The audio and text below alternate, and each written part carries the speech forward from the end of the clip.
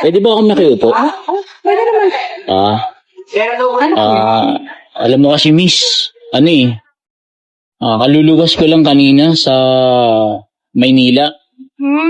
Galing kang probinsya. Oo, nanakawang kasi ako, yung mga gamit ko nanakaw. Naku, dapat alam mo dito. Maraming manluloko dito eh. Dapat kiniliatis mong yung tao. Ayun nga naisahan ako sa pier.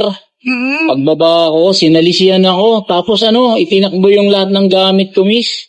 Yun na nga eh. Kasi Oo. wala ka pang alam. Wala ka pang alam dito at Maynila. Actually, wala talaga akong kamag-anak kahit na kakilala man lang Wala talaga So ano bang dapat sinunta mo dito? Trabaho?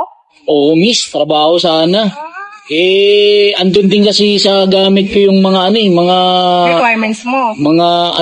mga mahalagang bagay, katulad ng pera, mga requirements ko.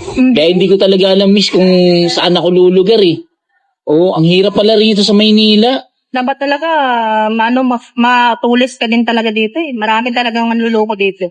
Ganun ba May talaga sapat ka dito? talaga dito. Pero nga pala, ano bang gusto mong trabaho?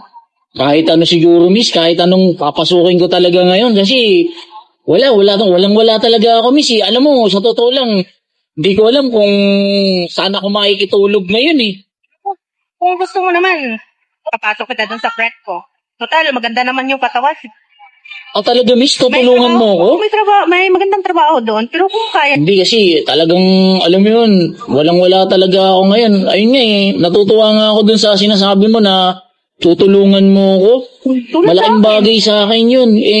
Miss, napansin ko kasi, kanina ka pa dyan nakaupo. May inaantay ka ba? Ganito talaga trabaho ko. Nagipagsalapalaran din ako sa Maynila. Pero Ganun? trabaho ko, alam mo na. Mga ilang taong ka na ba dito sa Maynila? 5 years na rin. 5 years? Mahirap ka sa amin. Kaya, talaga? lang yung ganitong sitwasyon. Oh, miss, kung hindi mo mamasamain, baka pwede ako makituloy sa inyo kahit ilang araw lang. Wala problema. Doon sa bahay ako lang nagita. Pwede tayo doon. Pero, Talaga? kung gusto mo Baka naman trabaho- magalit yung asawa mo. Wala akong asawa. Talaga? Ganitong trabaho ba? May mukha bang may asawa? Ibig sabihin, ang trabaho mo talaga, nag-aantay ka rito. Yan Ganun? gabi-gabi ko ginagawa. Siguro napakaswerte ko. Kasi isipin mo sa dinami-dami ng nilapitan ko kanina, ikaw yung nagmagandang loob sa akin, miss. Pre, alam mo naman.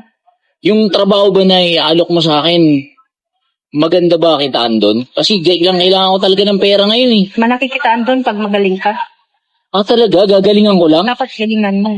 Kaya, turuan ka naman din bago ka makapatong. Talaga? May training? May training naman. Alam mo. Yan, alam ko, patok na patok. Talaga? Kaya kung kaya mo lang talaga, tulad ko, sino mo yung ginagawa ko? Ngayon pa lang, nagpapasalamat na ako sa'yo sa tulong na ibibigay mo sa akin. Wala ba talagang magagalit dun sa bahay mo kung sakaling tutuloy ako? Ako lang mag-isa doon. Saka isa lang yung kwarto. Kung hindi ka naman mailang sa akin, pwede naman tayo magkatabi na tulog. Swerte ko naman.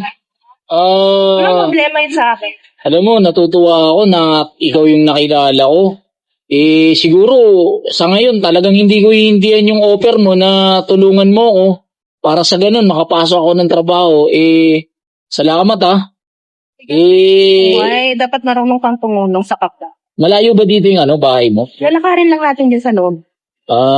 Baka naman pwedeng isama mo na ako. Tara, wala ka bang mga gamit? Di ba wala kang gamit? Wala talaga mamili na lang tayo bukas. Total, may extra naman akong pera doon. Mamili na lang tayo. Bakit ang bait mo sa akin? Ganun talaga ako. Matulungin ako sa mga tao. Kasi minsan may nagtumulong na din sa akin. Ganun ba? Ayun. Salamat Sige, tara. Tara na, saka na sa bahay. Tara.